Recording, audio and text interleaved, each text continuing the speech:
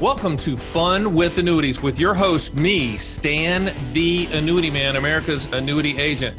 Can annuities be fun? Can contractual guarantees be fun?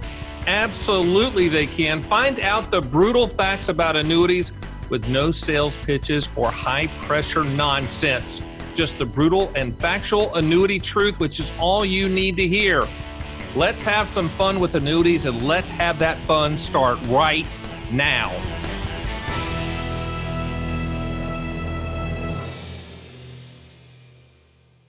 Welcome to Fun with Annuities, the #1 annuity podcast on the planet, where our saying here is living the reality, not the dream. So we only look at contractual realities. I'm very excited today to have a great friend and guest on. His name is Paul Merriman. He's done so much that I've literally got to read just a portion of his bio. And now he's laughing. But I'm just fortunate to know him. We've been, we communicate back and forth when it comes to annuities and things like that. But on this podcast, we're going to talk a lot, not that much about annuities. We'll cover a little bit, but I want Paul to tell you about what he does, et cetera. Now, a little bit about him, and I'm going to read, so I'm going to look down a little bit here, so my apologies. And by the way, welcome to all the podcast listeners that are listening in the car, in the treadmill, wherever you are, and all the major platforms. But as you know, we also have a Fun with Annuities YouTube channel that we film this. So if you want to watch Paul and I interact on the split screen, and you can see us and all our beauty and glamour, you can do that as well. And I do encourage you to do that. In addition, I have a Stan the Annuity Man YouTube video channel as well, if you want to see the 400 videos on products and things like that. Now, Paul, he currently is the president of the Merriman the Merriman Financial Education Foundation. Now, and that is what it sounds like. I mean, he is educating people, and that's what I like about him. He's all about the facts, just like I am. Brutal facts, the truth. He leads with the facts and the truth. There's no reason for sales pitches or anything like that. He wants you to be informed so you can make a good decision on your terms and your time frame. In 1983, he founded Merriman Wealth Management, and he sold that firm in 2012. From there, he did not stop following markets and giving advice from the standpoint of a 30,000-foot view, and also in the weeds, helping consumers understand markets, understand financial products, and understand retirement from a very straightforward approach. He's written a ton of books and a ton of articles. He has a brand new book out right now, and I'll have him tell you about that because it's a good one. I was on a plane recently. I was flipping through it, and there's just so much in it. I was writing notes. I'm like, that would take the whole podcast. So without further ado, I'd like to welcome Paul Merriman. Paul, thank you so much for joining us on Fun with Annuities. Hey, Stan, it is absolutely great fun to be here with you. This is a pleasure. That's fantastic. Let's start off with your book. Let's start off with the new book. Tell people the title, where they can get it, and then give them the brief overview of why you wrote it and why you think it would help people to read it. Well, the title, it says it all. We're talking millions. That's the title, everybody. It's called We're Talking Millions. And the subtitle is 12 Simple Ways to Supercharge Your Retirement. And that it is about basically for the first-time investor, but I think a lot of folks that are interested in the process of investing will enjoy it. But the bottom line is I want to get a hold of first-time investors in their 20s, in their 30s. Make sure they make the decisions that are in their best interest. Only them, not Wall Street, not their neighbor, but for them. And so each one of these 12 ways or steps or choices or decisions literally should add another $1 million to your bottom line, not only in retirement, but what you leave for your children and your charities. It pretty much says it all. I mean, that is, we're going to circle back and go through some of the steps later. But what I wanted to jump into right now, and people watching this and listen to this on the podcast platforms, we're in the biggest raging bull market of all time. And we have products that are entering the space that no one's ever seen before, which is cryptocurrencies and things like that. We're at very interesting interest rate environments. Some people call it low, some people call it high, depending on what view you're taking. But I would really like and before we even go in this, let's do a disclaimer, Paul. This is not advice. Do not accept this as advice. This is Paul and I having a conversation about markets that I hope that you can glean some very good information from. But if you ever want to talk to either of us, we're going to have Paul's contact information on our website. So if you want to talk to him and sign up for his stuff and read his stuff, I would encourage you to do that. But with that being laid out and people understanding that this isn't advice, this is just your brain, tell us about current markets and what you're really thinking right here. Well, it would be a little flip to say I'm not thinking, but at some level, to be a successful long-term investor, you have to shut out all the noise. And years ago, I wrote a book entitled 101 Investment Decisions Guaranteed to Change Your Financial Future. And every one of those forks in the road has something to do with something that will change your financial future. So many people are sitting on the sidelines right now, wanting to go into the market, writing, I get it every day, an email, how do I get into this market?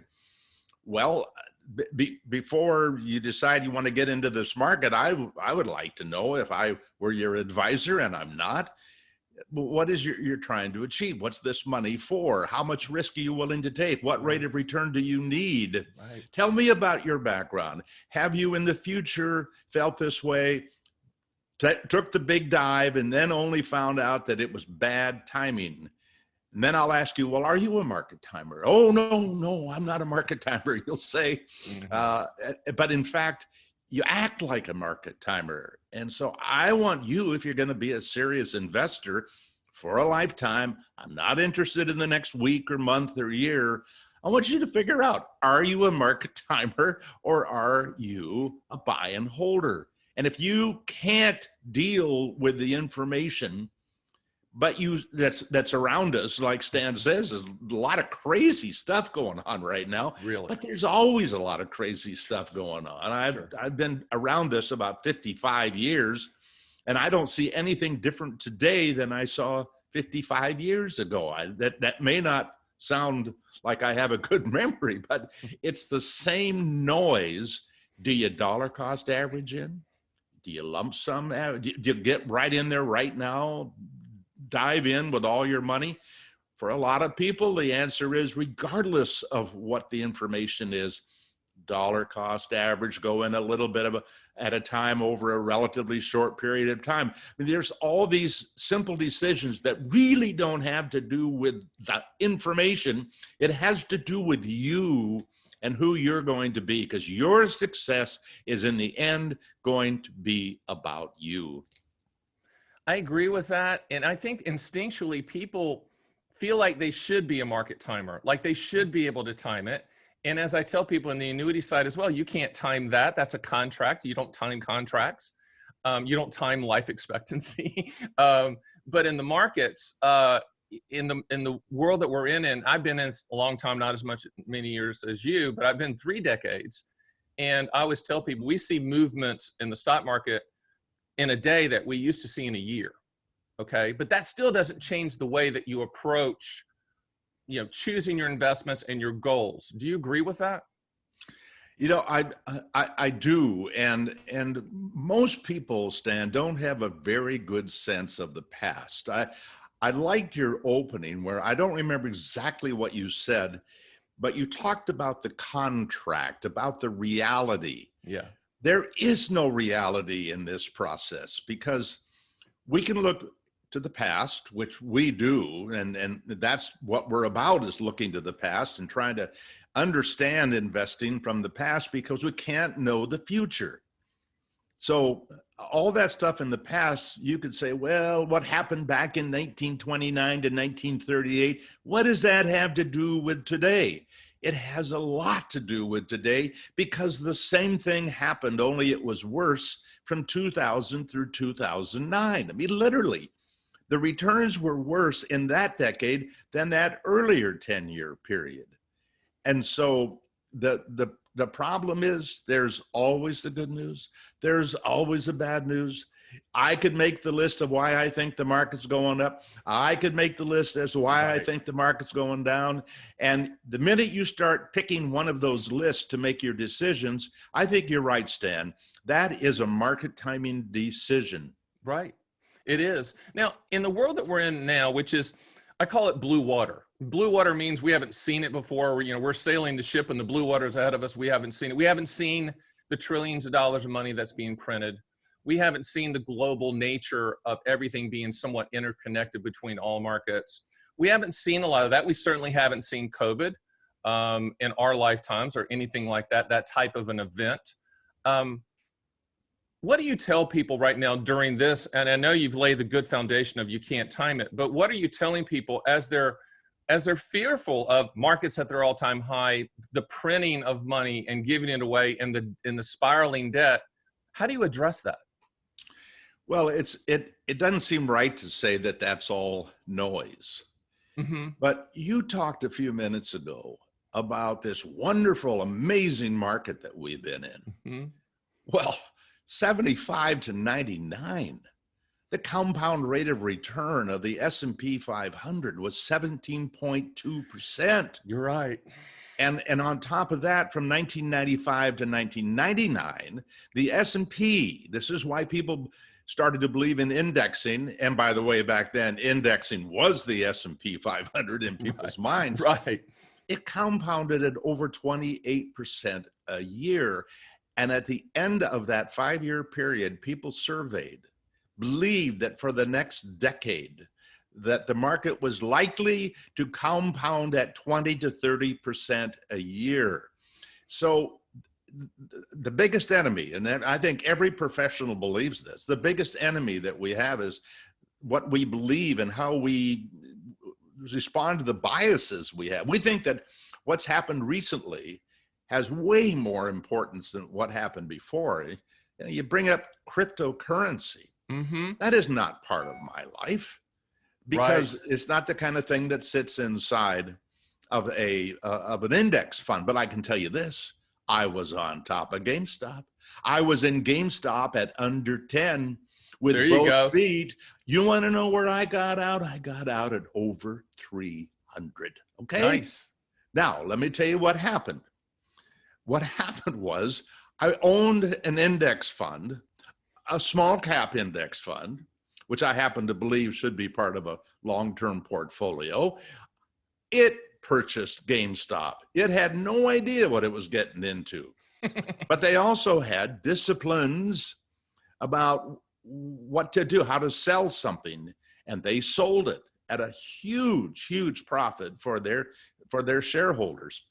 Had nothing to do with the story, the short sellers, the retail investors clamoring to get in and make some fast money. Mm-hmm. Every time I think about making fast money, I also think, remember list A and list B, there's the good news, but the bad news is losing fast money. Mm-hmm. And I know somebody so near and dear to my heart, of all things.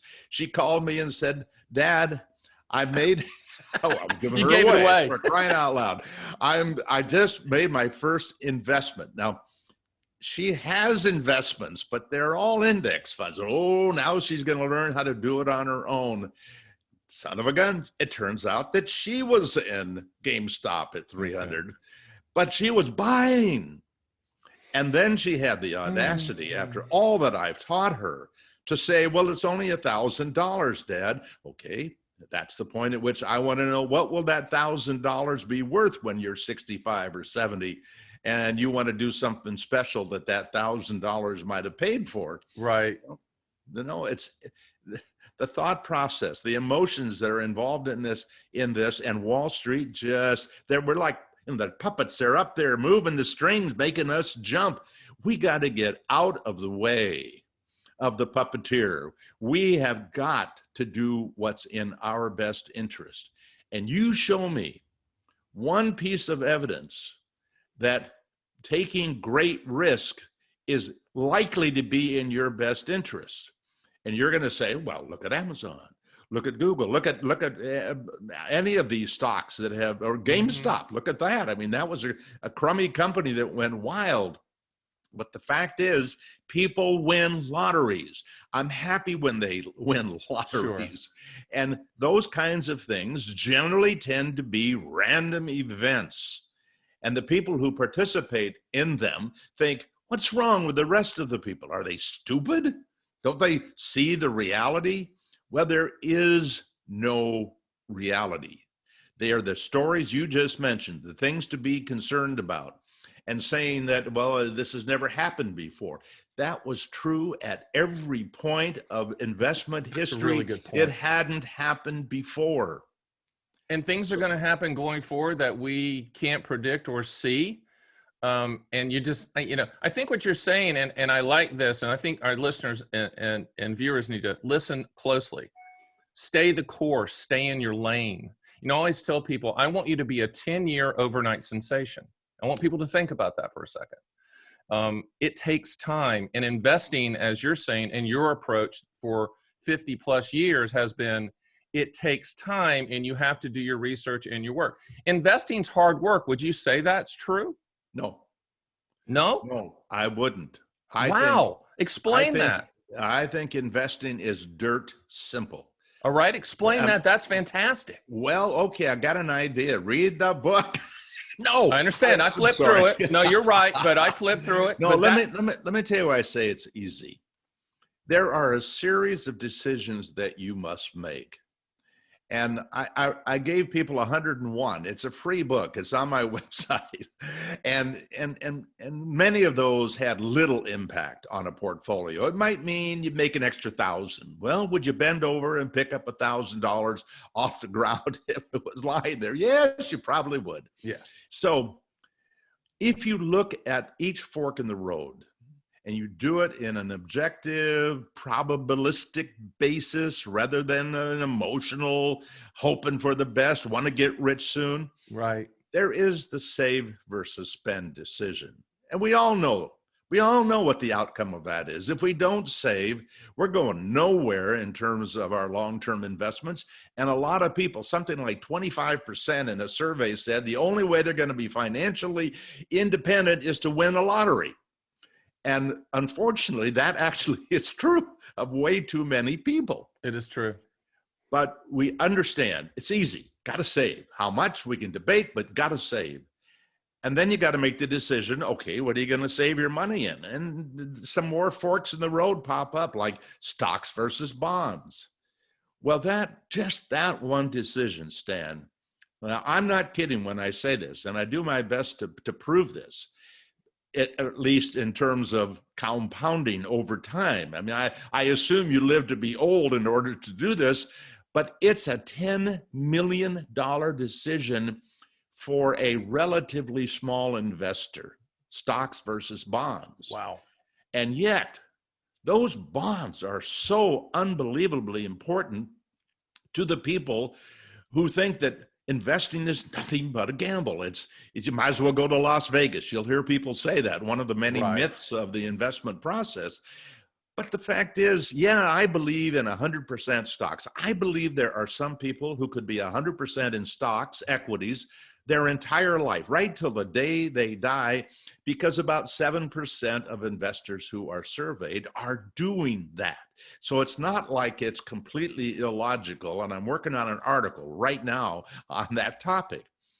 But if you don't have the risk tolerance, if you're not willing to lose half your money, 60% of your money, you should not be all in a diversified equity portfolio. Right. If you're not willing to lose 100% of your money, you shouldn't be in one company. I'm from the northwest part of the country where WAMU, their line was the friend of the family. Well, they weren't a very good friend of the family that owned their stock because they went out of business totally. And I know people who had virtually all of their portfolio in their 401k plan in that stock. But even a diversified portfolio is going to lose 50 to 60% of the time. Warren Buffett says that's what you got to be willing to accept. Right. Well, if you're not, you got to make the decision. How much do I need in fixed income in the break? I mean, there's the gas, that's the stocks. There's the break, that's going to be the bonds. And a lot of people cannot take the risk of having over half of their money in equities because they don't want to lose half. Even the idea of losing 25% is pretty scary. Yeah, So it makes their stomach hurt. Would you consider yourself you could answer neither or some or either fundamental type investor when you look at markets investing, or do you look at technical, or do you look at both? tell me what you mean by fundamental, Stan. Well, that's a good question. When I was first trained at Dean Witter a long time ago in the World Trade II Center in New York City, fundamentals were looking at the company, looking at the price to earnings ratio, looking at what they made, looking at who was running the company, looking at the actual fundamentals, where there, in a lot of cases today, you have traders that don't even know the companies they're trading. Fundamentals was actually understanding what the company did. They sold widgets. They were based in Wisconsin, et cetera, et cetera. That was fundamental. And then the technical, for just a 30,000 foot view, where the candlestick people and the people today just watching screens and charts and graphs. Do you look at either or both or none, or what's your approach? Well, Stan, in what I preach, yeah, which my mother always said I probably would have made more money as a preacher, but but the bottom line is I don't care a whit, not a whit, about any analysis of any company. My wife and I, we have almost 15,000 companies in our portfolio. When that GameStop story came out and I found out my daughter had purchased some, I had to find out, do I own it? That's when I did the research about a company. I wanted to see if the index, by the way, you got in it if you were at Dimensional Funds or you were at Vanguard, you probably had it if you were in any index. I don't have the ability to analyze those things, and I have no reason to trust the people that do. And let me tell you why I feel this way, Stan. I was a broker for about 2.5, 3 years back in the 1960s. And I've studied the output of the analysts who work and are paid a lot of money. Right. And in many cases, these people are really, in a way, glorified salespeople, because the key, as you remember, is it isn't really the information about that company. It's not the steak, it's the sizzle. What can we say about that company that'll get people to want to buy that company? And oh, by the way, we're going to be underwriting this, the company, and we got to create this story along with the numbers. They always make it work. Every stock has a reason to buy, and everyone has a reason to sell. If not, there would not be a trade. And so my question is, do I trust Wall Street? Do I trust Main Street, our neighbor, our friend? Do I trust University Street, the academic community? And let me tell you about the fundamentals they believe in, because that's why I wanted to make sure I was going to answer the right question when you asked, do I trust fundamentals? I would say I trust the fundamental 90+ year result of academic studies that conclude there are asset classes that make more than other asset classes. And you and I would have no problem understanding the idea that penny stocks as a group is not something that people are likely to do well with. But there's a lot of evidence that the S&P 500 will in fact produce a good return. In fact, I think John Bogle would say a good enough return, because if you look at every 40-year period since 1928, the worst 40-year period was a compound rate of return of 8.9. Turned out that was during a period of time that inflation was relatively low. So it was not a bad return.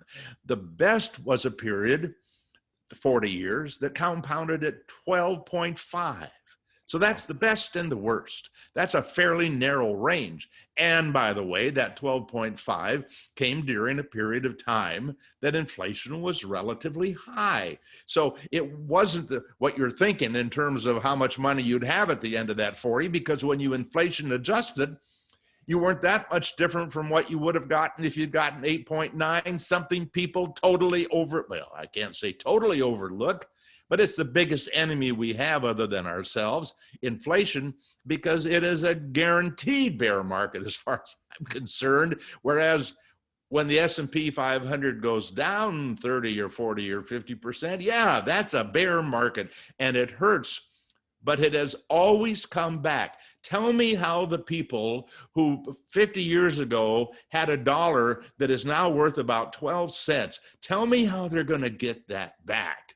Right. Of course, that tends to point to the stock market to have done that for them. We don't know if it'll happen next time. That's the problem we have versus the work that you do, where you're telling people, I'm guessing this, but most people who believe what you believe will say, I only deal with the industry, part of the industry, insurance industry, where they guarantee something, that's what I'm hiring them to do. Well, we can't guarantee anything. We can't even guarantee that, we can't even come close to guaranteeing that we think the market's going to do a certain thing over the next year. What we should then follow that with is, but there's a very good chance that it will go down 30%. I challenged a guy recently. I called him on the phone. He was on a national interview, and somebody asked what he thought that the Bitcoin would be a year from now. He said $150,000. Mm-hmm. I had to call him. And what did you say? He comes out of the academic community. See, that come out of a broker's mouth. I say, oh, well, that makes sense. But out of an academic. And I said, how did you justify that comment? Because people are going to listen to you. Right. And say, oh, and by the way, he mentioned that he put money in it. He recently bought it, he said. Okay. So I wanted to know how much. Turned out he bought a little tiny bit. So the implication of 150,000 and I just bought it. Whoa, you mean like you're selling it to your mom? Yeah, I'm putting my mom in it. You remember brokers used to use those kind of lines. They still do, by the way, unfortunately. I'm sure they do. I asked him about the 150,000 and he said, they didn't give me the time to give the rest of the story. What I wanted to say was, it will be between 150,000 and 25,000. Correct. To which I wanted to say, how could you justify 25,000? But I didn't have the guts because I was already picking on him. But the bottom line is, the stories that we hear, if we allow those stories to drive us, they're driving us more than likely in a way, and this is important because now sex becomes part of this process. Now I know this podcast is going to be popular. I'm not trying to attract viewers. I just want to talk about sex. Okay, let's talk about sex and the market. Sex, food, and money are not intellectual decisions. They are emotional decisions. And if you will just read one of my favorite books of all times, Your Money and Your Brain by Jason Zweig.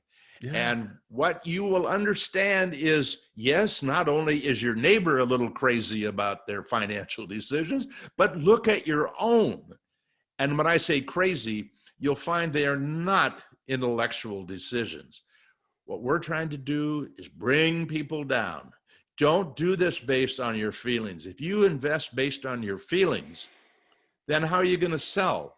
Well, guess what? You're going to sell based on your feelings. Oh my God, Martha, if we lose any more money, we're not going to be able to retire. We got to get rid of that dog. Right. Well, those are which is why so many people need an advisor, because they can't deal with all these on their own. I have no idea what your question was, but no, that was fantastic. And what I was going to interject, I'm listening to you. You just can't hide passion. I know people that are listening and viewing this, they're like, man, he is passionate about it. Yes, he is. He is passionate. Which leads me to a question I didn't even have on my list, which is, who is your mentor? Like, how did you get into this, and how did you how did this become the passion? Because no one wakes up in the morning and go, you know what? I want to be either Stan the Annuity Man or I want to be Paul Merriman and look at markets. Go back in Well, time a little bit because I'd like to know that story. I'm sure our listeners and viewers would as well. you know, my mentors, and I must have 1,000 of them, and I really mean that. My mother was a mentor, and she mentored me by teaching me, and I really mean this, be nice to everybody you meet in your life. Wow. And if you want to be a success, just try to figure out how you can help a person and you will be a success. My stepfather, who I absolutely hated, was a mentor. Okay. He made me afraid to even come into the room he was in because he was physically and he was verbally and he was emotionally abusive. He really wished I didn't exist. I was screwing up things with my mother, I'm sure. But I learned from him. I learned how to survive with that guy by figuring out what's on his mind. What can I do to make him happy? Wow. But then I met people along the way who taught me how to help people invest. And I learned some things. For example, Ed put his arm around my shoulder when I went into the brokerage business. And he said, Paul, you got to understand this business. This business is not about making money for people. I was 22. I thought, wow, how can that be? That's why I came into the business. Right. He said, no, it's about creating loyalty. It should be as difficult to fire us as it would be to kick a child out of a home. And I learned, I cannot forget that conversation. And that's one of the reasons I left the business after less than 3 years, because it was not built to help people. In fact, I was taught you got to make a lot of money during the bull markets. When things are up and they're crazy, you got to keep selling because that's when people want to buy. So then I got out of the industry and I met other mentors along the way that changed my life. But at age 40, I cashed in what I had been doing and I started my investment advisory firm. It was not originally Merriman Wealth Management, by the way, Stan, because my minimum size account was $2,000.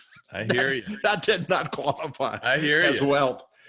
But I was just having a good time because theoretically I was a member of the FIRE group. I just didn't realize I was an early retiree because I'm a workaholic. So even when I'm playing, I do it like a workaholic. Right. But I learned from people what is in fact in their best interest. And when I sold let me just do one more thing. And this is not a sales pitch. When I built my business, and I know other people who have built it the same way since I did this, and they have been very successful. I had classes. It's like what you're doing. I can't believe the education that you're giving people on your website. Yeah. And I direct people to you all the time. I said, go look at the YouTube pieces. He'll send you a free library of books on annuities. That's true. And I have never had one of those people come back to me and say a salesman called. Never. And this is what I did. And so I would teach 3 and 6 hour classes and show people how to do it all on their own. Wow. And then guess what? Some people won't. And so they knew what I believed, and a lot of them hired us to do it for them. So when I retired, and this is partly my wife's doing actually, because I was looking, what am I going to do next? And within weeks, I was writing the column for Market Watch. Within months, I was underwriting a course at Western Washington University up in Bellingham, Washington, where I graduated. And then because of a mentor, a guy named Tom Cock, Tom helped me learn how to do podcasts. And he actually helped us have a radio show locally in Seattle when we had our firm. An amazing mentor and a very dear friend. In fact, most of my mentors with the exception of my stepfather, have become really good friends over my life. So I built the business based on helping others. And when if you're a brain surgeon, you don't have to be that way. I mean, you just do your work. Right. But I suspect they're trying to do their best work too, helping others. But you know something, when you're in the world of sales, there's a fork in the road. You can help others in a fair way and do okay.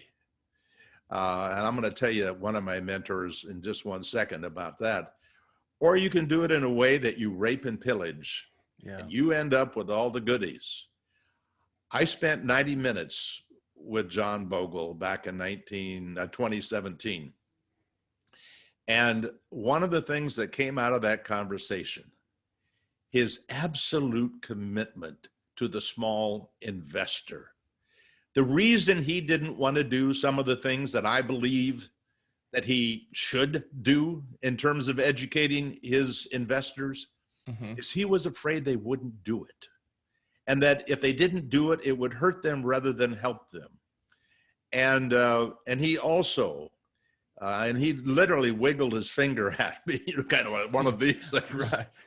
He said, you're making things too complex. If you want to help people, you've got to simplify it. And we've done that. We have developed portfolios that used to take 13 funds, and now it takes 4 funds, or even better yet, 2 funds. And one of my mentors works with me, Chris Pedersen. He's our director of research. He's been an amazing mentor to me. So you never know. And that started, by the way, with a little email he sent to me asking if I could use some help. Little did he know he was going to end up helping me be a lot better at what I think we're doing. So there you go. So when the Merriman people, we're going to go ahead and give the site to the people. We're going to put it on my website as well. What's the website they can go to look at what you do? PaulMerriman.com. And the Merriman Financial Education Foundation and PaulMerriman.com, when people go there, what type of services do you offer? What can they look for? Well, the commitment in our mission is to helping people at all stages of life. And I consider birth to 21 as one of those stages. Okay. So you're going to find articles, podcasts, books, and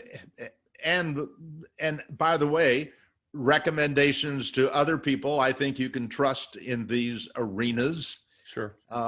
Trying to help people do the right thing. And I'm not talking just about here's what a mutual fund is. I'm talking about not only suggesting that you probably, based on this table, because we have over 160 tables that we have that investors can use. See, I'm trying to help the do-it-yourselfer. Got it. And you're not really, I mean, you're trying to be the intermediary between somebody who normally has no idea what they need, and then you're going to put them together with a product that's right for their needs. I am trying to leave a message in the mind of these people that when I'm 77, Stan, I haven't got long. And when I die, I'm expecting, because I'm covering all stages. We have laid the groundwork. It's basic. It'll change, which is why I'm leaving money to support the foundation after I die.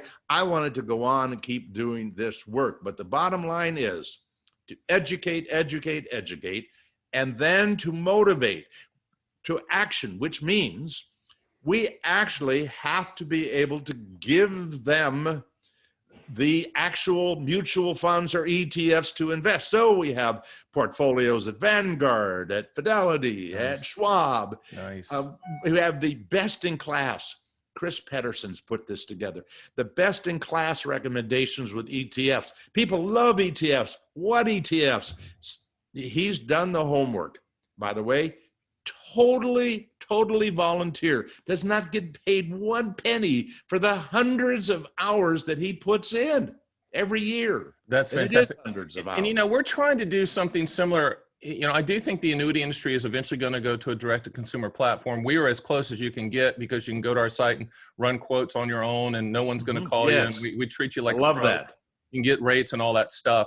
Yep. But what I'd like to do in the kind of the final segment of this podcast, which has been fantastic, and by the way, for the people that are watching this on the Fun with Annuities YouTube channel, you can see that the sunshine in the state of Washington. Oh my God, this is Oregon No, it's right Oregon. here. Now you're in Oregon. That's right. Deerheart, Oregon, and there's a special sun comes to Deerheart. And I would get up and go pull the shade down, but if your folks can stand it, damn, I love that sun. I think we take the sun. No, we take the sun. I just want to let my viewers know that that's not some weird lighting thing we're doing with Paul. That's it's right. just I have just become a bandit. I can see it right now. That's the pure sunshine. Let's go through a couple of the items and the topics in your new book. Maybe choose one or two that you think they're all important, but maybe choose one or two and let's talk about those. So I'll let you choose which one or two that you want to talk about. Thank you. Thank you. That is a blessing. The book is kind of two parts. The first part is about the 12 major, huge decisions. The last half of the book is about what is the best general investment product that has ever been invented. It's not the mutual fund. It isn't even index funds. It's the target date fund. Because the target date fund, what does it do that's so special? It allows a person who absolutely has no interest in doing anything about their investments, but is scared to death of going to Wall Street, scared to death of going in the stock market on their own, but they want the money in the hands of somebody that's truly going to act in their best interest. And boy, a target date at a fund at Vanguard. You can, and there are others, by the way, that are good as well, but you can put your money in the target 2065 because that's when you think you're going to retire. All right. They're going to do everything an old-fashioned pension fund manager would do. They would be changing your portfolio from mostly equities to mostly bonds as you age and you reach retirement. They know that you're young and you're in these great working years where you're worth a lot to others because you're a worker bee. And they also know that later in your life, you're not worth so much to others, and you've got to be able to take care of and make the payroll for yourself. Mm-hmm. So you literally, with one investment and one decision out of all of them, could latch on to a strategy and the management at a very, very, very low expense. Expenses are important to your bottom line, and be there until you're 91. But that's not the end of that part of the book. Then we show you, this is the second thing that I think is really important, and that is equities. I mean, that's huge. I already mentioned that. But what equities? Well, the target date fund has almost all the equities that you probably need, except for one combination: small companies and value companies. And so we do our best to give you an education how if you just put in 10%, instead of putting all your money in that target date fund inside your 401k, if you have a small cap value fund assets in that 401k, great. Put 10% there, 90% in the target date fund. Just do that every month for the rest of your life until you retire. At that point, you might want to take out the small cap value because it could be a very, very big part of your portfolio. Mm-hmm. And so we give you the evidence. And what would that lead to? What do we know from the past? It looks like it would add about 30% on average to what you would have otherwise had when you retire. Well, you may not think that's a big deal, but if instead of $1 million, you have $1.3 million, and you haven't taken outrageous risk to get it, particularly when you start, what does that mean? Well, if you're living on 4% a year, you're instead of $40,000, sounds to me like you're making $52,000. Is that a life changer? Well, it is. If what happens is it keeps going up over time, both of them going up, but the one that's got the better rate of return is likely to give you more income in retirement and leave more to your kids. Literally, for every 0.5%, and this is an important fact in the book, if you just do the computation, every 0.5% more that you make on your investments adds between $1 million and $1.5 million over your lifetime, even if you're only putting away $5,000 a year over 40 years. Well, most of you are going to put away a lot more than that. Sure. Interesting. So, where do people buy this book? Where do they get it? Well, they can get it at Amazon. And if they want to know how others feel, I hope you will take the time to read what others say about it. And a lot of those people are college kids and young adults. And that this book is really built for the 20s and the 30s, maybe even the 40s. And get the title again, because the title's a killer. I love it. What's the title? We're talking millions. We're talking 12 millions. Simple ways to supercharge your retirement. And the problem. Give me number one. Let's do number 1 and number 12. What's number 1? Well, number 1 is the save. Got to save. And saving is difficult for people, but Warren Buffett, I think he's got a great answer. Don't save what's left over after spending. Spend what's left over after saving. Every study concludes that people who just simply say, take it, get it out of my life. This is like a 401k where it's automatically taken. You never see it. That's the way a pension fund was built. Money that just was automatically taken out of your income. They could have given that money to you. You didn't have a choice. They just did it because they wanted to be parental and take care of you, make sure you had money, because most people, we know this, most people will not put the money aside. Well, probably because they think they can't afford it. But it only takes pennies. $1 a day, Stan. $1 a day for a newborn child through 65. Millions. Millions. Can be as much as 4 millions if you happen to put that money historically in small cap value. $1 a day. All right, we're not going to give away all of this because we want people to go and get the book because it's worth it, every single penny. What's number 12? Target date fund. Target date fund. Yeah. The other ones in the middle, you're going to have to get the book. But what I do encourage everyone to do is go to Paul's site, and again, we're going to have that on our website. This is not Paul's last appearance on the Annuity Man podcast, Fun with Annuities, because as you notice, we really didn't talk about annuities. Now, the way that Paul and I probably agree upon annuities is as part of the income floor, that guaranteed income that you want to hit your bank account every single month. It does make you a better investor, in my opinion, if you have that already, at least a portion of it in place, because everyone already owns the best inflation annuity on the planet, and that's called Social Security. So people can't hate all annuities and then say, where's my Social Security payment? But this has been fantastic, and I think. Can I add something?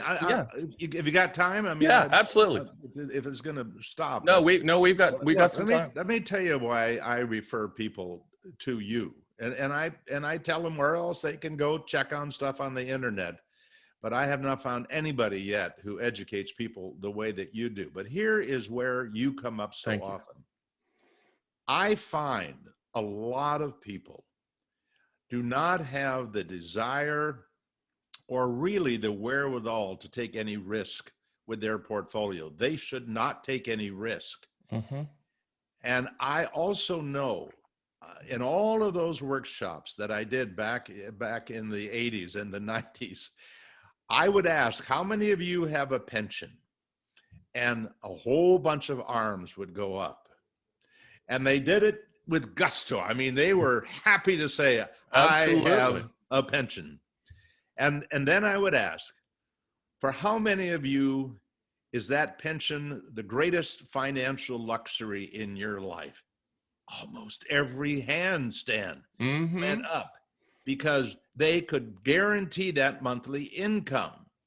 And then when I'm talking, and they never questioned that the pension was a good thing to do. Now, some of them thought, oh, God, if I could just get my hands on that money, I could double it every year in the stock market. But for most people, just to take the pension was the right thing to do. Today, we don't have those pensions. But when I am talking with somebody, and I don't give investment advice individually, so I don't want to sound like I'm holding myself out to people, but when I'm talking to somebody, let's say a friend, and they tell me that they don't really have enough to make it, I say, have you considered an annuity, a single premium, immediate annuity? And they say, well, that's an insurance product, right? Oh, no, I don't want any insurance products in my portfolio. The fact is, a pension is an insurance product. Correct. And so here's the thing that is so wonderful, is that you can buy the pension. You don't have to depend. If you saved all your own money in a 401k, and then you wanted to guarantee a stream of the same thing a pension would give you, that's what you can do. You can buy it. The problem is, and where I'm so leery, is where they buy it. I agree. Because I mean, you mentored me on this, Stan. I mean, I want to give you credit as a mentor. You showed me the range of payouts that people would get from a whole bunch of well-known companies. Some are not so well-known because they're not generally on TV to see, but what their payouts would be. And in one case, and I'm not saying that this is what they're paying today, but it was what they were paying then. There was about $200-300 difference a month between New York Life paying less than one that was the same quality company. And you had to explain to me. I had no idea. I was asking you, is that a ripoff of some sort? And then you explained to me how these insurance companies work and why there are these big differences. And they're commodity products. And that's the reason that we're very proud of the platform we put together, which is a non-bias toward any carrier. We represent them all. You quote all these companies for the highest contractual guarantee.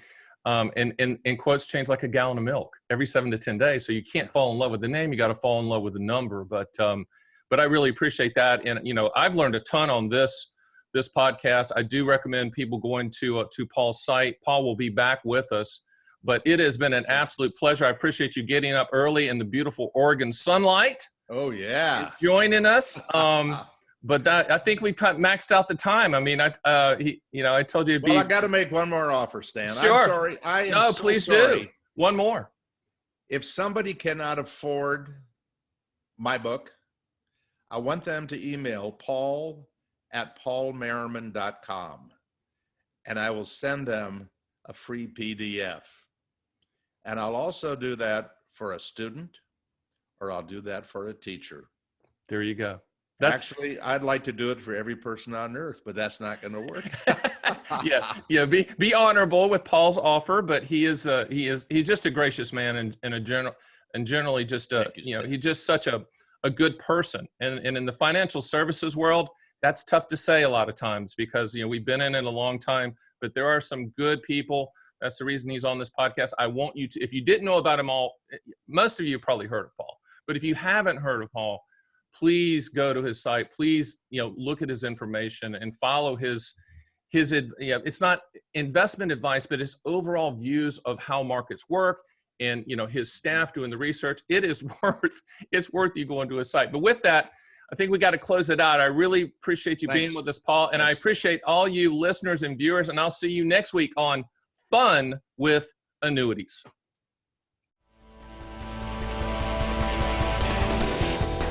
Thanks for listening to Fun with Annuities. Please hit the subscribe button and make sure to go to my site at theannuityman.com, where you can run your own SPIA, DIA, and QLAC quotes and see a live feed of the best MIGA fixed rates in the country, and even get indexed and income rider quotes as well.